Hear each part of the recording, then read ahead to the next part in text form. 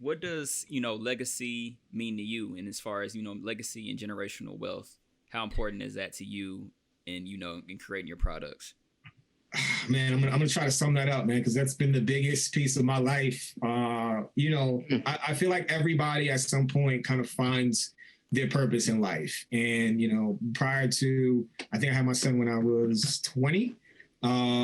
I kind of said to myself, I have 18 years to give him a better life than I had. And that was the mission. Once I said that to myself and I really broke that down, I was like, 18 years is a long. You look at 18 years, you go, that's a long time, right?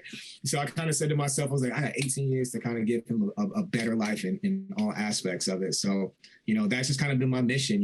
So anything that I do, I put family first, and that's what pulls me out of my bed at 5 a.m. or 6 a.m. You know what I mean? And kind of keeps me going, man. So generational wealth is huge. I want to build this company out.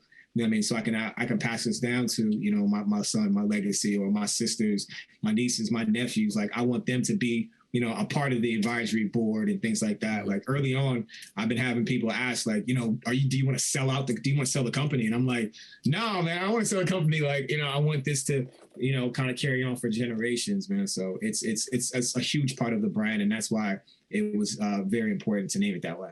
Okay. Man, I love that. I love that, man. Generational wealth is something that we've always talked to our audience about and just how important it is. So just to hear you say that is, this is huge. It's huge.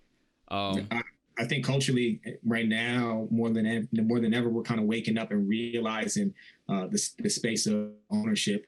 That's one of the reasons why I gravitated to Nipsey's music, man, because that's all he talked about. You know what I mean? All he talked about was ownership, and playing the long game, and like being a marathon and things like that. So it's I think we're all in a great space, and I think for the next couple of years, culturally we're going to be moving the needle probably more than we've ever.